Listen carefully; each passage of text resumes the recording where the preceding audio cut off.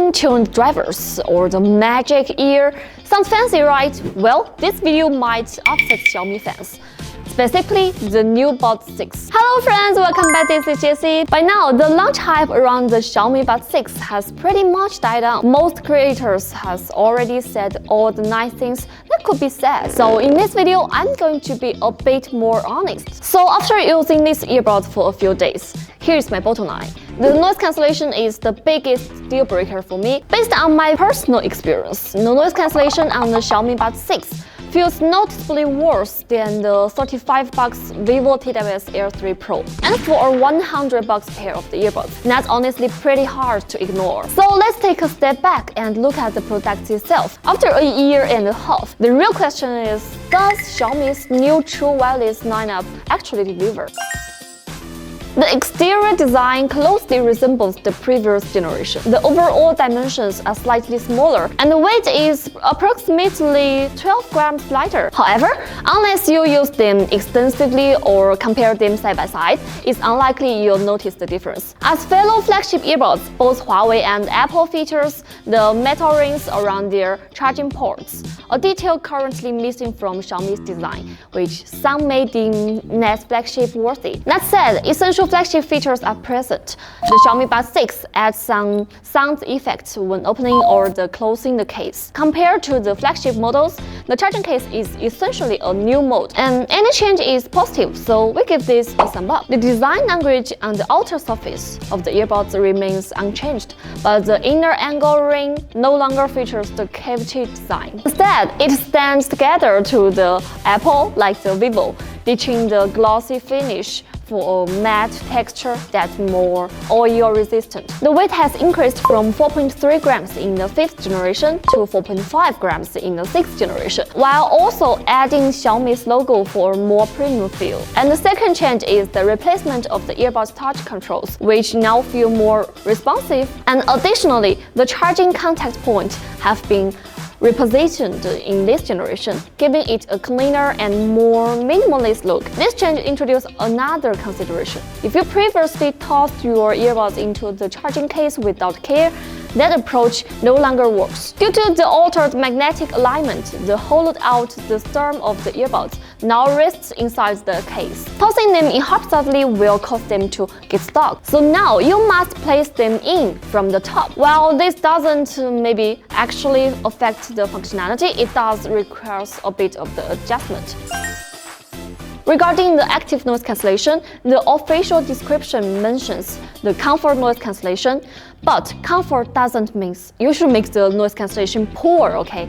As seen in the noise cancellation curve test under normal wearing conditions, the Xiaomi Buds 6 shows enhanced high-frequency noise cancellation, with noticeable improvements in noise cancellation beyond 300 Hz. However, when we isolate the passive noise cancellation, a critical issue becomes apparent. The Buds 6 offer virtually no reduction below the 400 Hz and beyond 1 kHz. It relies entirely on physical characteristics. It's the earbuds' passive noise cancellation that enhances the active noise cancellation performance. The key lies in the front chamber, so you will notice how the mesh filter has become narrower and taller, essentially blocking the sound. While the active noise cancellation algorithms are present, they are limited, resulting in an average noise cancellation of only 11 dB. Compared to the Huawei FreeBuds 6, its front chamber design delivers enhanced performance, offering slightly better noise cancellation in both high and low frequencies. As for the Vivo TWS Air 3 Pro, priced at over $30, I won't even comment. It falls short by a significant margin. And regarding the AirPods 4 ANC, I can only say it outperforms the Vivo models. It's simply not in the same tier, so there is really no point in comparing them directly. So now let's talk about the structure. Take the 3 noise cancellation microphones on the Xiaomi earbuds for instance. They are positioned at the rear, side, and the bottom of the mesh filter. Since the openings in the side mesh aren't particularly large, this might limit the amount of the noise data the earbud can capture. Currently, the largest opening is at the top, designed for pressure relief and low-frequency enhancement. Personally, I think if Xiaomi were to combine the top microphone with the pressure relief vent in the next generation, the overall ANC performance could improve. So whether measured by data or perceived experience, the noise cancellation effect is only about 30%, earned a score of 4 out of 10.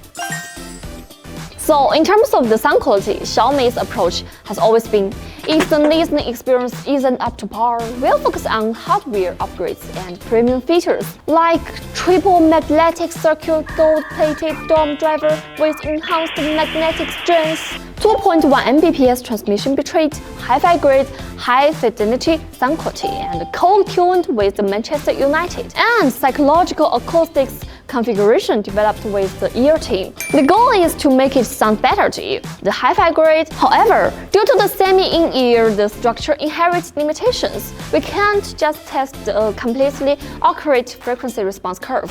So take the curve with just a grain of salt. But the most impressive thing about this generation of the Buds 6 is that the sound is finally normal. You won't put them on and think, what the heck is it? This generation of Buds 6 places greater emphasis on sound resolution and layering. However, based on my subjective listening experience, the Harman tuning does indeed deliver a more immersive atmosphere than the default tuning. After enabling the adaptive sound in the app, the Buds soundstage performance and spatial immersive reach new heights. The bass exhibits decent depths, although the drum sounds feel maybe muffled and lack rebound. The vocals exhibit noticeable resonance and a hollow quality, almost bordering on the harshness. The reproduction of the treble string texture also exhibits a certain degree of the harmonic extension. From my perspective, the sound performance of the Xiaomi Buds 6 in the semi-in-ear category, while not particularly pleasing to ear, at least isn't unpleasant either.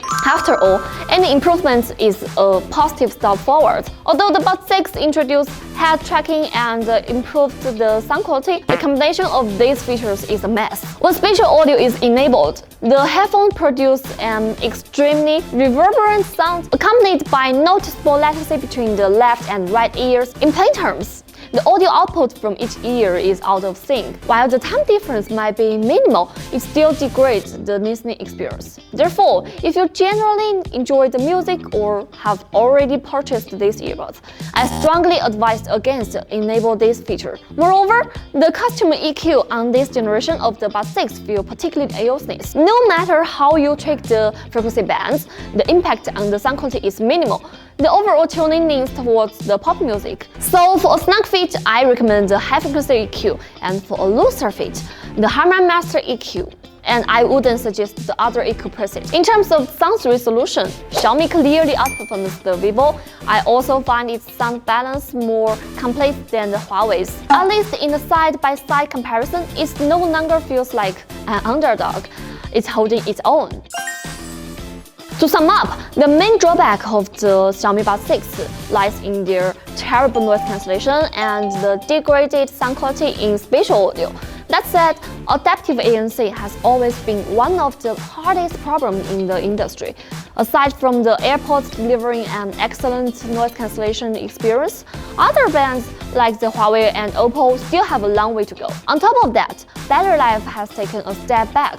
Single-use playback dropped from the 6.5 hours on the previous generation to 6 hours, and total battery life goes from 39 hours down to 35 hours. This essentially rules out the possibility of significant increase of the components. So the only explanation is the higher power consumption, and I consider it as the first clear downgrade in the Xiaomi Buds 6. Additionally, the Buds 6 exhibit relatively high latency. We tested them even on the Xiaomi devices.